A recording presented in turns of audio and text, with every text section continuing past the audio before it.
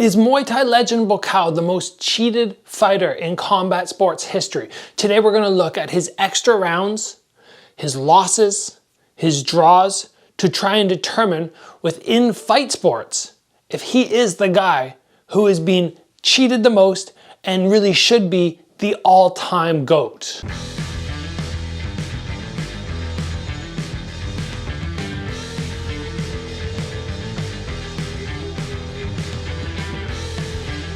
What's up everybody, welcome back. If you're not already familiar with me, my name is Gabriel Varga. I'm a 6-time pro kickboxing world champion, have some belts with Bellator, Glory.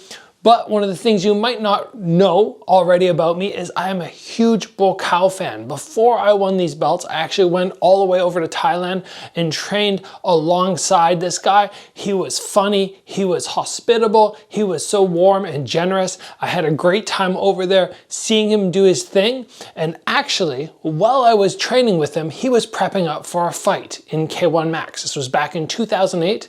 That was the only KO loss that he ever took. I was there watching him train, was going, it doesn't look like he trains as hard as people say, and then he got knocked out. Yoshihiro Sato was the guy who managed to accomplish that.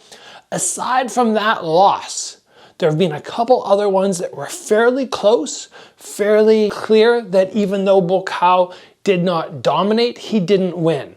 But then aside from that, we have a whole bunch of other fights where we go, what the heck, what were they thinking? So let's start off and let's talk about the first very questionable thing that happened to him, and that was against Masato. Back in 2004, he made it through the quarterfinal, moved on to a semifinal, and then the final. 3 fights in one night, went up against Masato, the Japanese K1 legend, the hero back then. And Buakaw, in my mind, and pretty much everybody else's mind who would watch this fight, went, oh yeah, after 3 rounds, he 100% won that fight.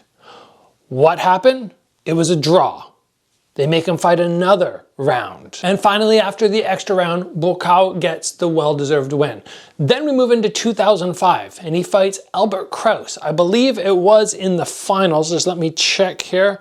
2005, I'm not actually sure, but what I do see is it was once again an extra round and he lost by split decision. The fights with Buakaw were so hard to score. One of the reasons being he looks super dominant because he's tossing people around, he's throwing them, but he's not scoring in terms of damaging blows. It made it very difficult to go, this guy won and this guy lost, because you watch, you go, oh, I think Buakaw won that. It was fairly dominant. He didn't really get hit. And then he ends up losing. He had to do an extra round with Albert Kraus and still could not get the win, even though many people back then, I remember, were just outraged that he lost that fight. And then at the end of 2005, Buakaw looks to retain his K1 Max title, to go 2 years in a row as the victor, and he ends up in the final with Dutchman Andy Sauer. They make them fight 2 extra rounds, and then at the end, Andy Sauer is declared the winner. Once again, so many people outraged because Andy doesn't really get a whole lot done in terms of damage while Buakaw was tossing and throwing him. Very close fights, but still at the end of the day, you have to wonder if Buakaw should have won back-to-back years, which at this point would have put him as a 3-time K1 Max world champion. Then Buakaw goes on this massive winning streak, but in between the wins, he has 2 decisions that go as a draw. One of which is against Georgia Petrosian. You can actually watch that fight right here. And in this contest, he goes a draw. He's not in Thailand or somewhere which is sort of his local area. He's over in Europe and he fights Petrosian to a draw. Very close contest, but I know many people argue that he should have won that fight. Once again, we're left going, oh, is Buakaw just always gonna get the short end of the stick? In 2007, he goes up against Masato. When he fights Masato, what happens is early in the fight, he's on one foot, about to throw a kick, and he gets caught with a cross. When he gets caught with the cross, he gets knocked down. It doesn't look like it's so much from damage, more the fact that he's on the one leg, but he gets the count. Once he takes the count, then he has to go on offense. He completely abandons his normal style, and he ends up receiving a loss. Many people, again, are outraged that Buakaw took that knockdown and said that, no, it should not have been. I'm not going to argue one way or the other. I have my own opinion on that. But again, we're left with controversy. And as we go through the list of his fights, we just see so many times extra round decision, split. Another one, decision, split. So many times where you kind of go, huh, I wonder if those were legit losses. In 2008, he fights Albert Kraus again and ends up having a loss. And I remember so many people, especially from the Muay Thai community, being outraged that he did not win that fight because, again, they're very close. And it depends on the way you score, but we have to again wonder, what is with this guy? Why do people not want him to win? We move into 2009. He fights Andy Sauer and takes an extra round decision split once again. The number of times this guy has won versus the times he's lost is just crazy. Like, he's already in that GOAT status.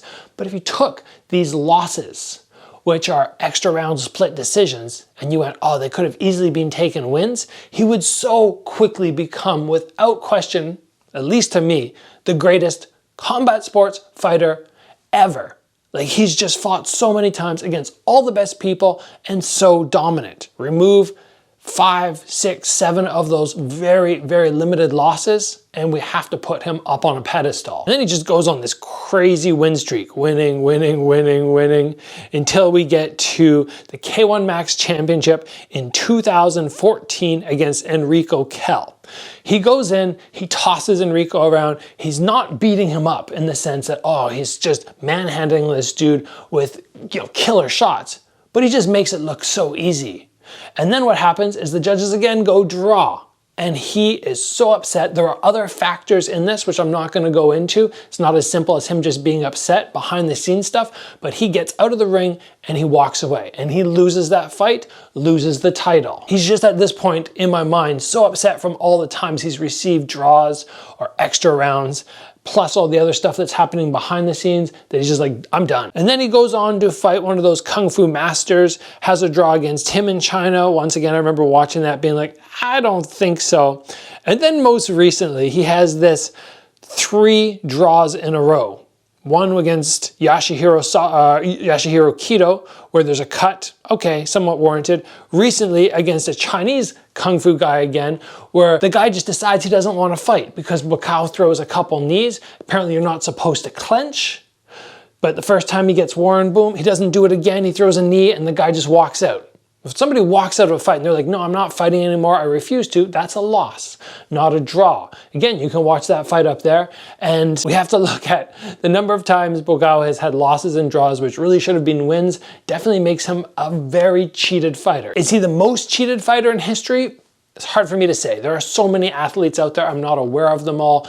Definitely as time goes on, you don't know as much about the athletes from different generations, but I do know right now, I cannot think of many fighters who have been robbed continuously over and over as this guy. And there are probably so many things happening behind the scenes where they are trying to sabotage him, because I know, being in China and other spots, I've been on the end of some very poor treatment. I can only imagine what this guy goes through. So let me know in the comments below if you think Buakaw is one of the greatest of all time, and would he be the best of all time if he had not received these very questionable losses or draws. And that's all for me, guys. Just having a fun episode together, talking about how great this fighter is. I do hope to make it back to Thailand and spend some time with him once again. Hopefully bring him on this channel. Wouldn't that be cool? Let's call it there. As always, guys, train hard, and I will see you back here soon for another video.